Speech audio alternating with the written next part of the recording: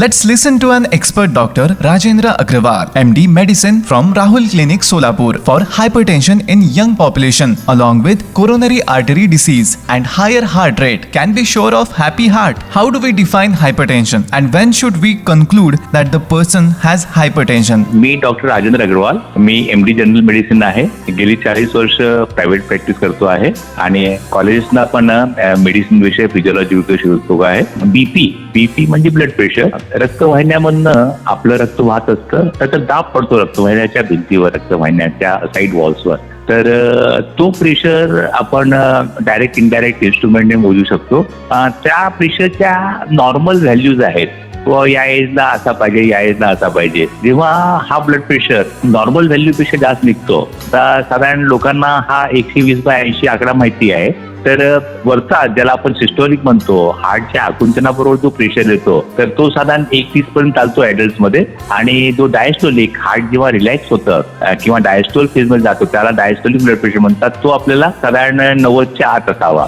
जेव्हा अनेक रिडिंग 130 पेक्षा जास्त किंवा 90-95 पेक्षा जास्त असतात त्यावेळेला आम्ही म्हणतो की पेशंटला हाय बीपी आहे. आणि अलीकडे एक सिस्टीम अशी निघाली आहे की 24 तास पेशंटला एक अँब्युलेटरी ब्लड प्रेशर मॉनिटरिंग नावाचं इन्स्ट्रुमेंट लावून त्यावेळेला त्याचं ब्लड प्रेशर रेकॉर्ड करतात दिवसभरचा. आणि त्यामध्ये जर हाय व्हॅल्यू आल्या तर तुम्हाला ब्लड प्रेशर आहे, तुम्ही म्हणजे मेडिसिन किंवा नॉन मेडिसिनल मीन्स आपला ब्लड प्रेशरसाठी वापराव्यात असं आपण सांगतो त्यांना. Can high blood pressure be completely cured? अशा उच्च रक्तदाब आहे तो विनाकारण त्याला म्हणू आम्ही किंवा ज्याला प्रायमरी म्हणतो आपण, तो असू शकतो. किंवा काही उच्च रक्तदाबाची कारणं असतात. उदाहरणार्थ कुणाला थायरॉइडचा त्रास आहे, कुणाला ऍड्रिनल ग्लँडचा त्रास आहे, किंवा कुणाला ऍड्रिनल ग्लँड मधनं मिनरलोकॉर्टिकॉइड नावाचे हार्मोन्स जरा एक्सेस मध्ये निघतायत.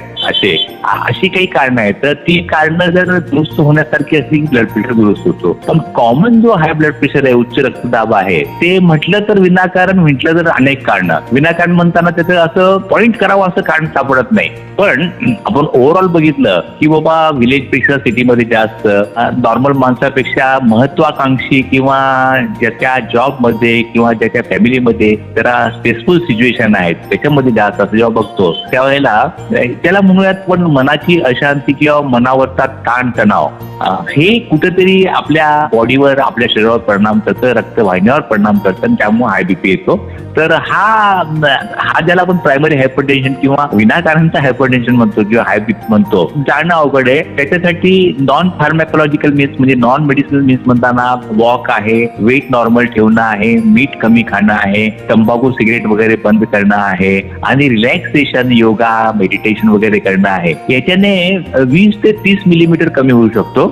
आणि मग समजा तुमचा तेवढाच जास्त असेल, नॉर्मल पेक्षा 20-30 जास्त असेल तर या मीन्सने तुम्ही बीपी मेंटेन करू शकता, विदाऊट औषध तुम्ही राहू शकता किंवा बीपी तुमचा गेला असं म्हणू शकता. पण खूप वेळा काय होतं 40-50-60 एक्स्ट्रा असतो बीपी. मग थोडं या मेडिसिनने आणि थोडं या बाकीच्या गोष्टीने कमी करून आपण त्याला कंट्रोलमध्ये ठेवू शकतो, नॉर्मल लेवलला ठेवू शकतो आणि त्यामुळे आपल्याला बाकीचे कॉम्प्लिकेशन त्रास देत नाहीत. आणि म्हणून बीपी क्युरेबल आहे असं थोडंसं काय होतं ते जरा जास्त अपेक्षा ठेवल्यासारखं आहे. ते बीपी आला म्हणताना आहे आणि त्याचं थोडंफार औषध का होईना तुम्हाला घ्यावं लागणार हे सत्य आम्ही पेशंटला बघून सांगतो आणि पेशंटने पण ते ऍक्सेप्ट करावं की ठीक आहे बाबा, जमाना आहे बीपी का, तो बीपी की गोली लेना कुछ बुरा थोडी है, असं घ्यावं त्यांनी. Has there been a recent increase in incidence of hypertension and heart attacks among young patients? If yes, what could be the underlying cause? जर आम्ही समजा आमचं बालपण आठवलं तर फारशी कॉम्पिटिशन नव्हती. आता KG, UKG, LKG, first standard primary स्कूलच्या मुलांमध्ये थोडंसं कॉम्पिटिशन असते. तुला 95 पडले, 98 मला पडले वगैरे. तर अगदी लहानपणापासूनच थोडासा जास्त स्ट्रेस आलाय, मानसिक ताण आलाय मुलांच्या वरती. आणि नंतर मग तुम्ही 10वीला असता कॉम्पिटेटिव्ह एक्झाम, 12वीला असता कॉम्पिटेटिव्ह एक्झाम, मग तुम्ही एखाद्या प्रोफेशनल कोर्सला जाता, IT ला जाता, इंजिनिअरला जाता, मेडिकलला जाता, लॉला जाता, मॅनेजमेंटला जाता. तिकडे पण सिलेबसचं भरपूर एक्सपान्शन झालंय, कॉम्पिटिशन भरपूर आहे आणि यामुळं बहुतेक. आणि नंतर जॉब मध्ये पण डेडलाईन्स आहे, टार्गेट्स आहेत, हे आहे ते. तर अशा पद्धतीने जे पूर्वी अस्तित्वात नव्हते जवळजवळ किंवा अगदीच कमी प्रमाणात होते. असले ताणतणाव अनेक यंग एज मध्ये अगदी म्हणजे बाळपणापासून माणसाच्या मनावर डोक्यावर आहेत आणि त्यामुळे बहुतेक या हाय ब्लड प्रेशरचं प्रमाण खूप वाढलेलं दिसतंय.